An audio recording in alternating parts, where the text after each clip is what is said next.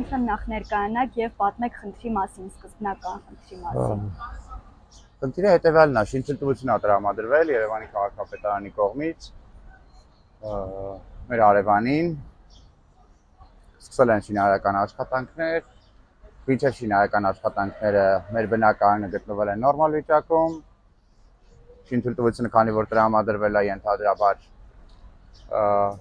Արևանի բնակարանը նույնպես գտնվել է նորմալ տեխնիկական վիճակում։ Փորձագետը հիմա արձանագրել է, որ անբավարար երրորդ աստիճանի վթարային վիճակում է գտնվում մեր գույքը։ Այս պահին Իսկ հարևանի հետ կապի մեջ եք։ Հարևանը մեծ մեջքի հետևում է գտնվում։ Բարև ձեզ։ Իսկ հարևանն ինչպես է պարզաբանում փորձում։ Հարևանին կարող եք տեղում հարցնել հիմա, ուղղել։ Բարև ձեզ, ձեր անունը։ Ձեր հարևանը ասաց, որ շինթույլտվություն է ձեզ տրվել, իսկ դուք գիտեք, որ դրանից խնդիր է առաջացել։ Այսինքն ինչի՞ց է խնդիրը առաջացել։ Տիգրանի բնակարանը ո՞նց ենք անում։ Տիգրանի բնակարանը ո՞րն է գիտեք։ Այս խնդիրը ես ներկայացնեմ փորձագետի եզրակացությունն է։ Եթե կոնկրետ հարցեր ունեք, խնդրեմ։ Այսինքն դուք միասին պարզաբանումներ ունենում եք։ Մենք բոլոր գործերը դատանում ենք։ Եթե դատանը, այսինքն բոլոր տեսակետից։ Այս եկեք այս մասով գիտեք ո՞րն է։ երրորդ աստիճանի Այն տանիքում է։ Տիգրանի բնակարանում ոչ մի վնասվածք չի արձանագրված։ Տիգրանը ինչի դեմ է բողոք։ Տիգրանը մոտիվացիաներ ունի բողոքելու։ Ինչ մոտիվացիաներ։ Ուզում է յա գույքը վաճառի թանկ գնով շուկայականից։ Իսկ դուք ինչ մոտիվացիաներ ունեք։ Ինչի համար։ Մենք մեր տարածքում մեր շինարարությունն ենք անում, մոտիվացիա չունենք։ Այսինքն դուք պնդում եք, որ ոչնչով չեք վնասում Տիգրանի բնակարանին։ Մենք մեր տարածքում ոչ մակերես ենք մեծացնում, ոչ ինչ-որ ապօրինի գործունեություն ենք անում։ Ստացել ենք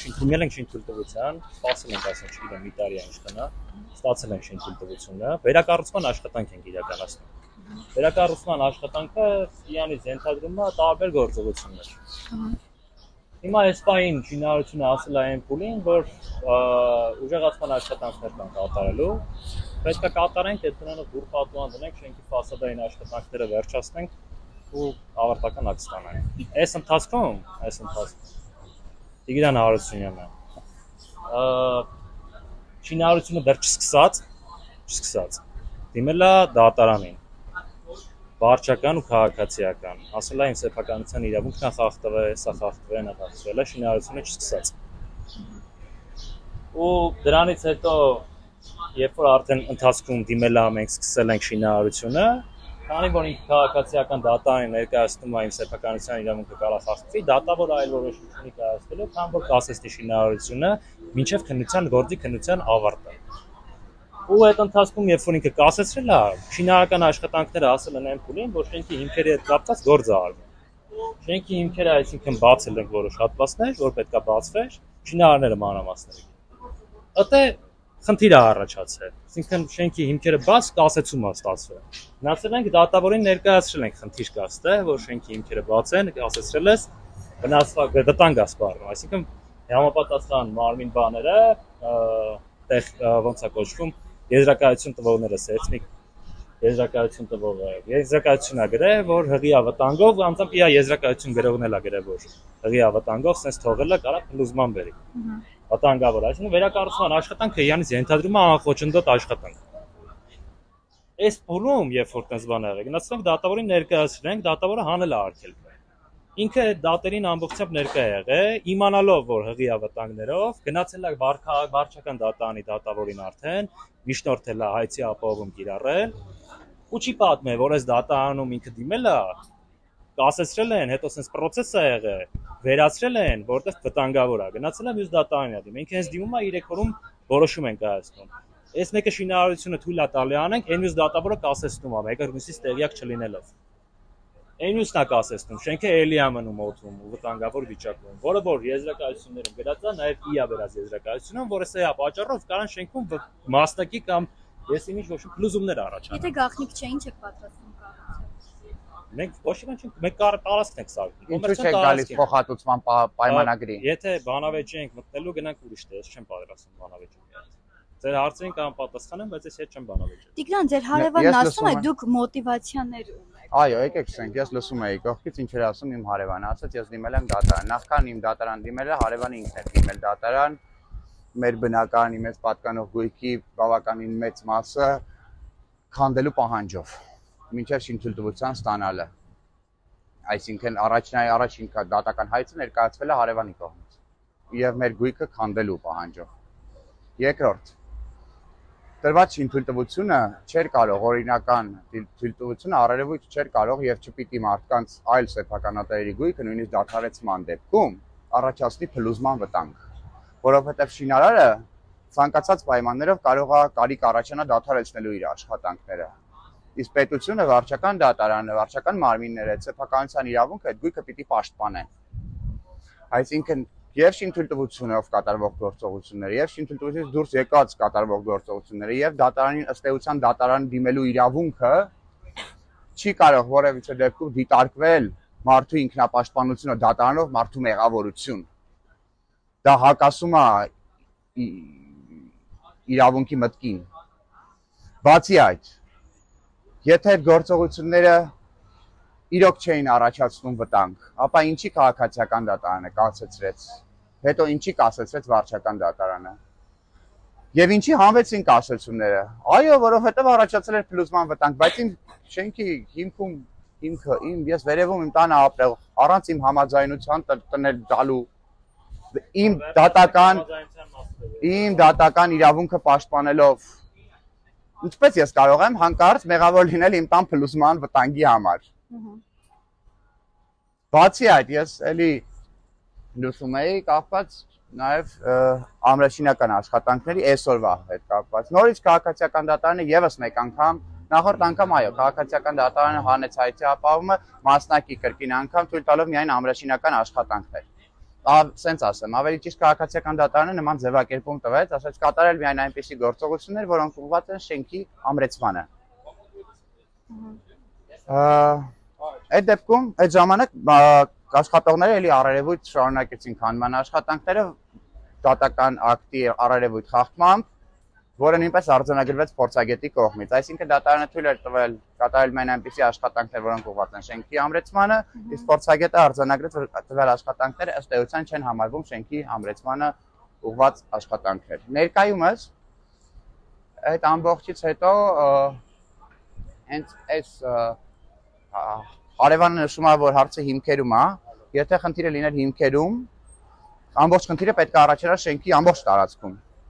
Բայց այդ խնդիրը չէր առաջացել, այդ խնդիրը չէր առաջացել մինչև մարտ ամիս, երբ որ քանդվեց շենքի ֆասադային պատի այս մեծ հատվածը, երկու պատուհանների մեջտեղում գտնող հատվածը, եւ ճաքերը առաջացան հենց այդտեղ։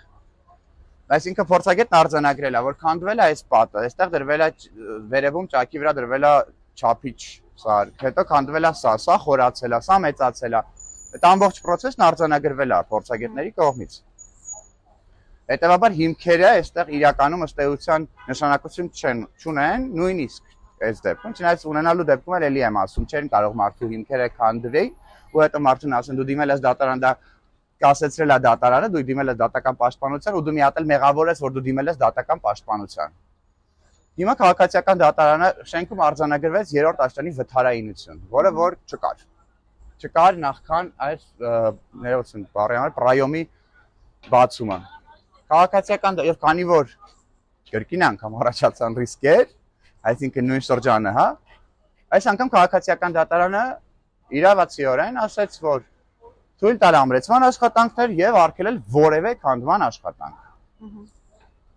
Ոչ թե կատարել այնպիսի աշխատանքներ, որոնք ուղղված են, ավելի դատարանի որոշումը ավելի հստակ էր, որևէ քանդման աշխատանք արգելված էր։ Արևույթ քանդման աշխատանքները շարունակվում են։ Հակակոռուպցիոն դատարանից ստացել եմ որոշումը իմ բողոքի բավարարելու, քրեական գործ վարույթ նախաձեռնելու քննիչի հանձնարարությունը, այսօր ներկայացել էր Արաբկիր բաժնի ոստիկանության բաժնի Արաբկիրի ոստիկանության բաժնի պետի տեղակալը, ով ինչ է ասում։ Ասում է սպասենք քաղաքապետարանը գա, տեսնենք ինչ են ասում։ Ես անընդհատ փորձում եմ կոնտակտի դուրս գալ, ես անընդհատ փորձում եմ ասում եմ Եթե դատարանը պետք է կատարել, դատարանը փորձագետն ինչ ասեց, տեխնիկական վիճակի անկում է տեղի ունեցել, իսկ նախագիծը կազմվել է նախկին տեխնիկական վիճակով։ Այսինքն հիմա ապահովությունը շինարարական գործողությունների ապահովելու համար անհրաժեշտ է նախագծում կատարել փոփոխություններ, որպեսզի անվտանգ լինի շինարարությունը ըստ ՀՀՇ նորմերի։ Այդ փոփոխությունները չկան։ Նախագիծը ես ներքևում որևէ մեկի մոտ նախագիծ չկա։ Ես Արևանին ասում եմ եկեք ամրացնենք, որովհետև արդեն վնասվել է։ Հետո իրանք ասում են ինչ ենք անում, գաջի քանդում ենք իրականացնում։ Գաջի քանդում ենք իրականացնում։ Ասում եկեք ամրացնենք, գոնե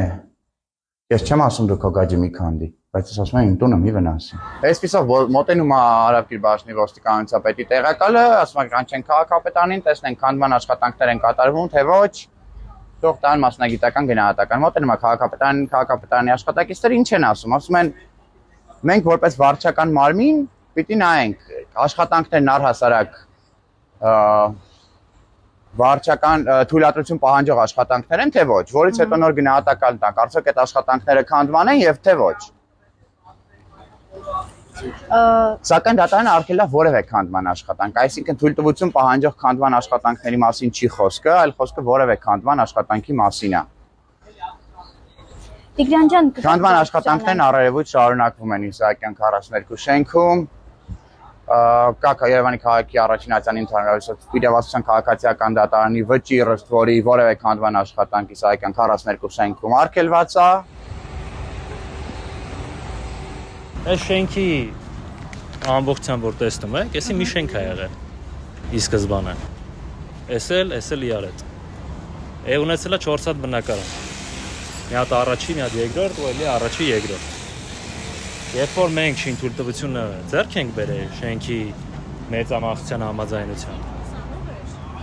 կադաստրի կոմիտեից տեղեկանք ենք վերցրել ու տեղեկանքում բոլոր շենքի սեփականատերերը եղել են։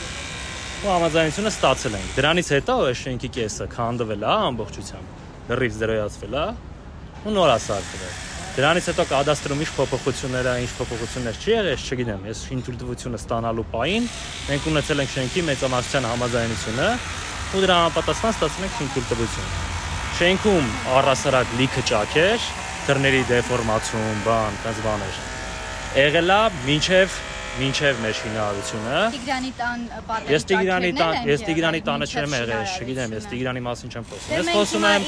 Ես խոսում եմ ընդհանուր շենքի մասին, որ վիդեոներով ամեն ինչով կա, շենքը քանդելուց հետո թե պատեզդում ինչ ճաքեր է եղել, մեր տանը ինչ ճաքեր է եղել, դռների դեֆորմացիայի մասին բոլորը դրա տեղեկությունն ունեցել է։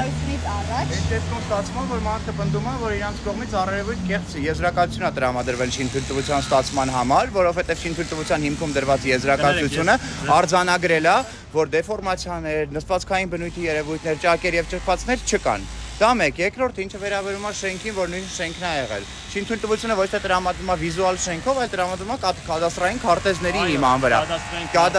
Կադաստրային քարտեզով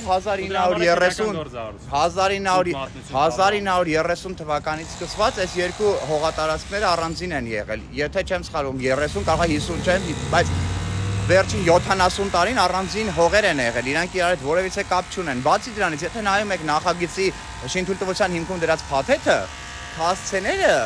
եւ նախագծվող հատվածի քարտեզը չեն համապատասխանում։ Ես ավարտեմ իմ ասածը, այո, կադաստրի կոմիտեի տված տեղեկանքի վրա շենքը ունեցել է ժամանակին 4 բնակիչ, կողքի 2 բնակարանները ձեռքաբեր է ուրիշ քաղաքացի, այդ քաղաքացին ձեռքաբեր է։